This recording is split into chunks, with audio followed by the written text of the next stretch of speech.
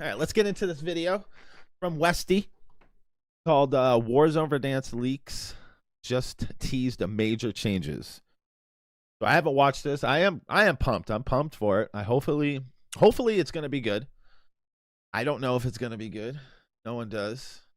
But we'll see. Let's check it out.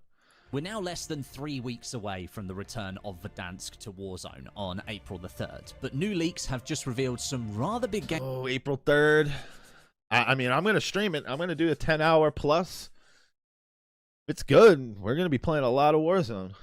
But we'll see. We'll see. Gameplay changes that could have a big impact, and potentially a fan favorite vehicle could be returning. No. If you want to stay updated on all things Verdansk when it drops, including news, updates, patch notes, loadout videos, and more, make Westy, sure that you subscribe awesome. to the channel. And if I you're love this excited stuff. for Verdansk to return, hit that like button. Yo, In the comment Biscuit! section, tell me where you're going to drop first. Oh, the man. Okay, let's start things off. All of these leaks are worth taking with a grain of salt, as always. Until we see the final product on April 3rd, we cannot be 100% certain that everything will be as it is stated here. That said, the information today is 150 players, though. We are getting 150 players. Let's go. from Ghost of Hope, That's someone good. who's had Good a stuff. great success rate in the past. Right now, it is being stated that Verdansk, despite being built on an engine version that does support it, will not have player-accessible water and no swimming water, no mechanics. freaking pulling out your pistol and then have your gun in the water, and then the guy just claps you right in your face. God, man, that was horrible. How about we just bring water back and we can shoot all our guns in the water? Mind blown. Marking a significant change in gameplay approach, going all the way back to the introduction of the feature in Warzone 2. I and the know. launch How did I of come the up with that Al-Mazrah idea? map. I don't know. Now, on paper, having swimmable Blackout. water makes sense, especially on a map like Verdansk, which has a huge coastline. And I remember back in the original Warzone days, players used to mention all the time how it was kind of annoying that as soon as you touched the water, you'd be killed, because the game didn't have any swimming mechanics back then. It limited Blackout flanking did. opportunities. If everybody remembers, Blackout did, and it was no issues. We used to be able to shoot our SMGs, assault rifles, pistols, didn't matter. You got in the water, you can fight with your gun. Obviously, they had it like suppressed, like you were shooting in water, but it's still, you killed people. Didn't have a problem, got out of the water, and continued playing. Dumb, man. You already had the mechanic. Along the coastline as well. You already had it. Plenty of end zone locations happening down there on the south of the map. However, in practice, I think we're going to see this change, this reversion back to original Warzone settings, as an overall positive for Warzone. Without large bodies of water to think about, players won't have to deal with frustrating underwater gunfights, which is basically what happened every single time. Exactly. Enemies would hide in those hard-to-see areas, or they would just simply sit just below the water at different angles, so you couldn't see them. And you'd get those awkward movement transitions between. And remember leaving Vondel? Remember Vondel? People would have the machine pistols, and then they would always have that. It was so dumb. And you go in the water, and you were done. It was like, what are you doing? the water, coming back out on the land again, and then not being able to react as quickly as you like.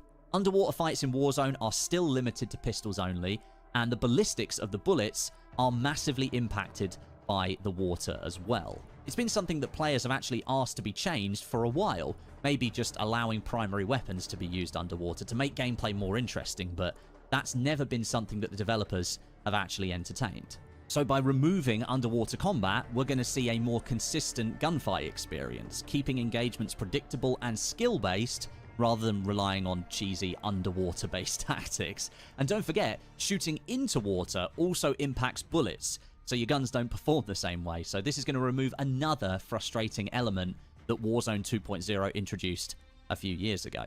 And also, Verdansk's urban and mountainous terrain, and almost complete lack of areas that contain water, perhaps drove this change more so than anything else. The dam area and the river that runs all the way through the map, they are completely frozen in the 2020 version of Verdansk, and that's what we're getting back. So maybe that's what drove the change. Yeah. Verdansk, I personally feel, Probably thrived on grounded combat and solid gunplay, where players were using 50 natural 50 and versus 50. Remember that? They used to have that. They used to have Resurgence on this map, but they don't do that stuff anymore.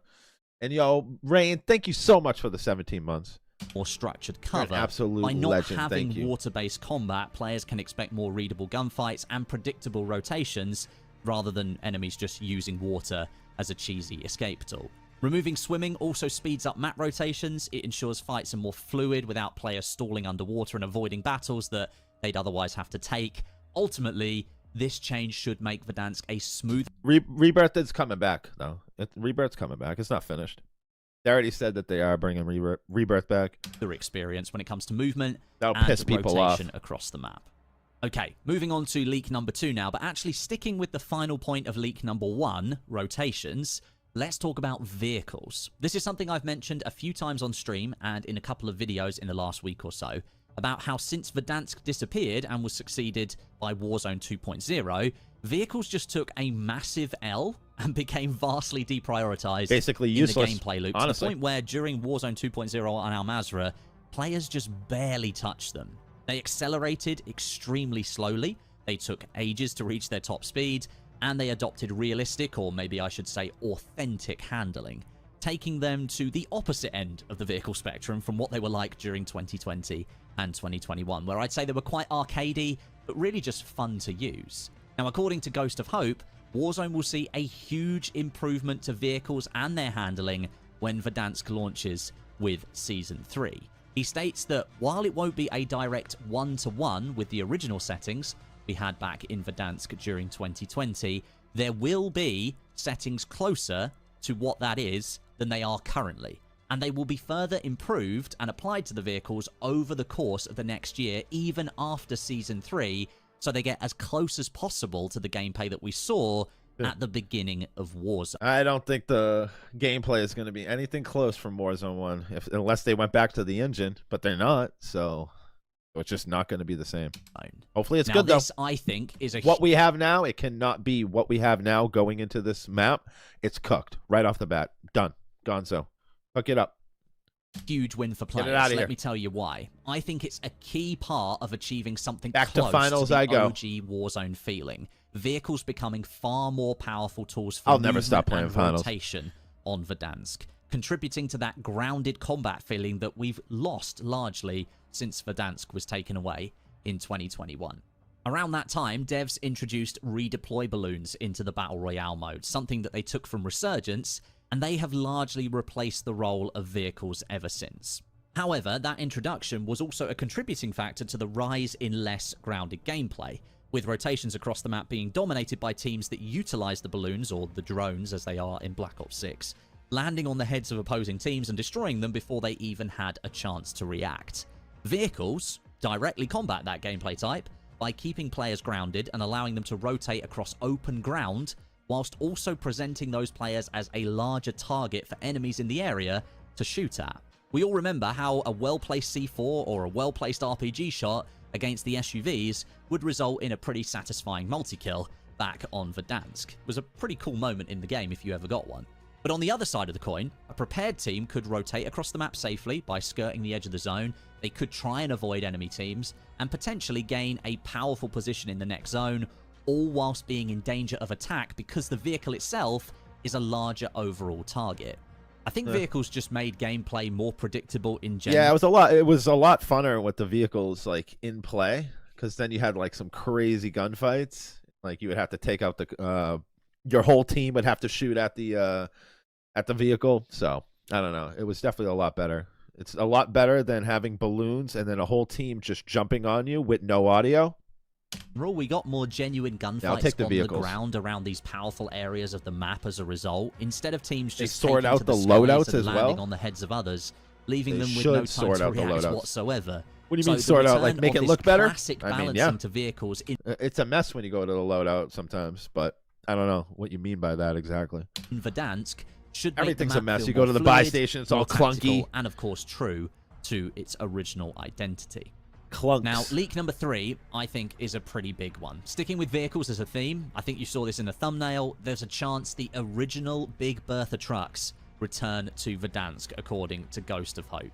He says in his post that this one should be taken with a grain of salt, as should all leaks, but debatable. Maybe if the person leaking the information is telling you that, vehicles are more powerful than balloons. With this I don't know. If the Berthas do return, they could how to do it. I mean, solo, you're right, but balloons, again, as admittedly, people used to just jump out on you, and especially like a good team, you wouldn't have any audio. You put a UAV out, nothing, and then they would jump on you. It's all about the audio.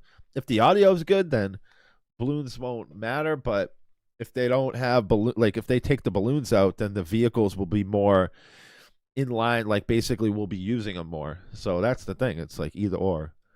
They were extremely powerful back in the day. I don't know. They were the ultimate vehicle. The thing is Call of Duty, they want to make it OG like Fortnite. Like, you know how they made it like OG? This is why when you see the trailer, all it is regular operators.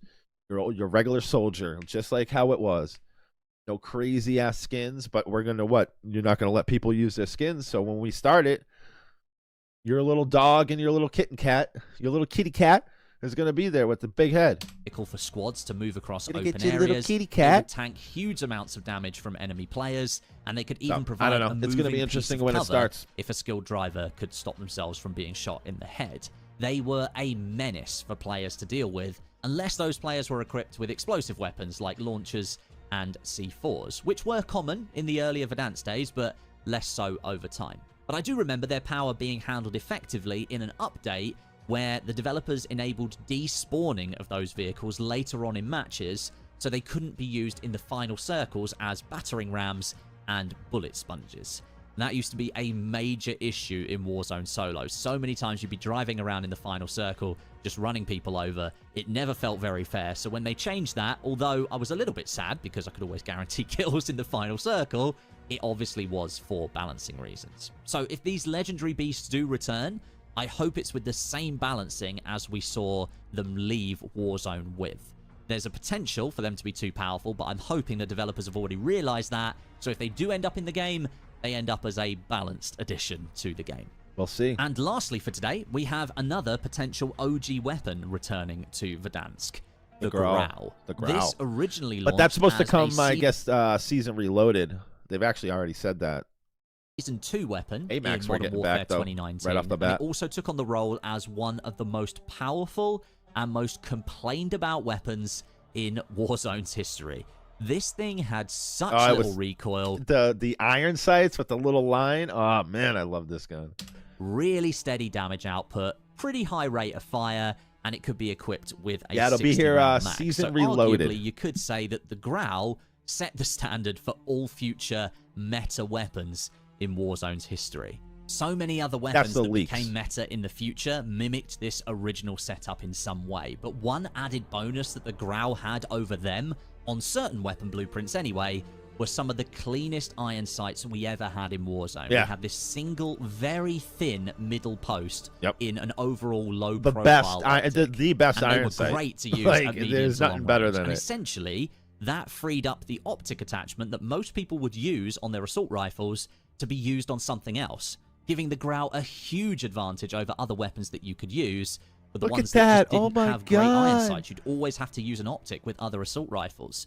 With the Grau, I loved it. You didn't have to. This gun was so whether we so see that good. return in Warzone again does remain to be seen, but the Ghost of Hope is reporting that the Grau may return in Season 3 Reloaded, the mid-season update, probably a few weeks after Verdansk launch, or Season 4. And of those two options, I'd like Season 4 personally. It'd give players more time, maybe an entire season of fun with the other returning weapons that we already know about, the Kilo, the HDR, and the AMAX. AMAX, yep. So I've got to say, if these leaks do turn out to be true, they are painting a rather promising picture for Warzone's most iconic map returning, bringing back fan-favorite mechanics whilst refining gameplay for a better overall experience. From removing swimming for more consistent combat to reverting vehicle balancing for smoother rotations and better positioning across the map, these changes could make Verdansk feel both nostalgic and refreshed at the same time.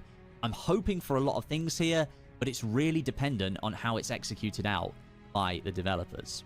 I personally think if we see gameplay return to being more grounded, without redeploy balloons, with vehicles buffed and fun to use again, we're already onto a winner. As we get closer to April 3rd, more details surrounding Verdansk will likely emerge, official and potentially more leaked ones, but one thing is absolutely clear. Verdansk's return is shaping up to be a monumental moment for Warzone. It could be a positive... It is literally the last shot. last shot. If it's not good, I'm out. I'm done. I won't play Call of Duty until they come out with a whole brand new spanking lit up freaking. It's got to have colors, dude. I'm done. It is their last shot. I so hope that they freaking execute this, but I really don't think they will. Positively monumental moment or a negatively monumental moment. And as I said, that is entirely dependent on how this is executed from the development team. Executed. Thanks very much for watching. Make sure you subscribe for all my coverage of the map when it drops. And why not check out this video, by the way, of some unanswered questions that we still have for Verdansk's return. I think there's 7 in there that you can listen to. I'll catch you in the next one. Yeah, that is Westy. Please go check him out. I am going to put his link in the description. Yeah, it's going to be interesting. It's going to be interesting to see what they do. See if they can execute it. I don't know. We'll see. I'll be there. April 3rd. Ready to go. Like a sucker. All right. All right, we're done. Let me get back to it. Yeah, I appreciate you, Rain. If you're still in here, I appreciate the 17 months. Thank you so much. I mean, it's better than 50 versus 50 because the 150 players on Warzone. Yeah. Yeah, they're going to be doing 50 versus 50, I think. I don't know. We'll see. We'll see if they bring all the old school stuff back. So we will see. We shall see. Oh, of course. For sure. Yeah, I'm going to be definitely streaming a lot, so I'll be on Warzone. Hopefully, it's good. If it's good, I am out. Right back. I'll go play the finals. I'll go play other games. I'll download Delta Force. I'll go play something. I ain't playing Call of Duty if it's fucking shit. Like, I'm not doing it. I am not doing it, chat. All right, we're going to get out of here. I will be back tomorrow. Tomorrow is Friday. I don't know what I'm going to be doing. It might be finals. I might play another game. I might play some other game. Maybe Division 2. I've never played it. We might do that. I don't know. We'll see. We shall see, they say.